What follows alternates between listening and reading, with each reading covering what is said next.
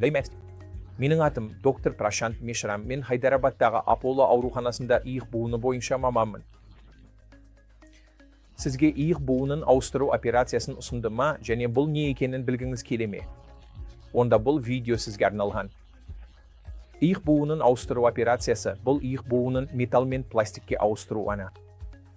Сіз иық буынын ауыстыру операциясына үміткерсіз бе? Жоқ па? Егер сізде иық буынында өте ауыр артрит болса, яғни иық буынның шеміршегі зақымданған болса, сіз ұзақ уақыт бойы ауырсынудан зардап шегіп жүрсіз.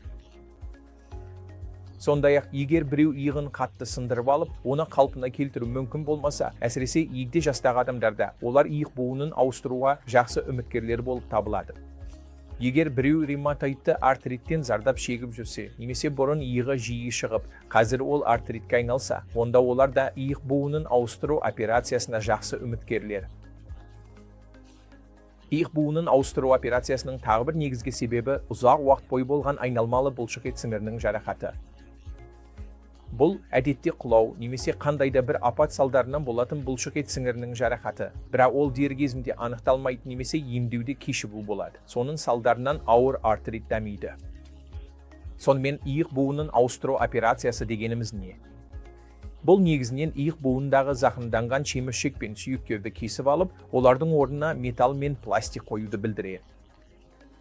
Өйткені бұл металл мен пластик беттері тегіс әрі бір-біріне жақсы сәйкеседі. Яғни олар жақсы үйлеседі. Сондықтан иық буынының қимылдары ауыртпайтын болады. Ал бұлшықеткіші арқылы қолдау табады. Сол себепті сіз иығыңызды қозғалтып, күнделікті тіршіліктегі көп іс-әрекеттерді жасай аласыз. Бұл операцияларды қалай жасайды? Бұл операциялар қазір өте жиі жасалатын, әлем бойынша миллиондаған науқастарға тұрақты түрде жасалатын, және Үндістанда да өте танымал бола бастаған операцияларға айналды. Әдетте менің науқастарым операция болатын күні ауруханаға жатқызылады. Олар жалпы анестезия деп аталатын наркоз алады, яғни сіз ұйықтап қаласыз, ал оянған кезде операция аяқталған болады. Операцияның ұзақтығы әдетте 1-2 сағат шамасында болады, және бұл операция жергілікті анестезиямен де жасалады. Яғни жалпы анестезиямен қатар, біз иықтың айналасына ине салып, иықты 24 сағатқа дейін жансыздандырамыз. Бұл дегеніміз, операциядан кейінгі алғашқы 24 сағатта, яғни ауырсыну ең көп болатын кезде, осы иыққа жасалған блок немесе жүйке блогы барлық ауырсынуды басып тастайды.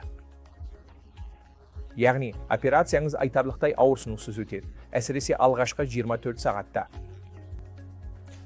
Операция жасалып жатқан алғашқы 3 сағатта сізге дәрігерлер, медбикелер және операциялық зал қызметкерлерінен тұратын толық команда күтім жасайды.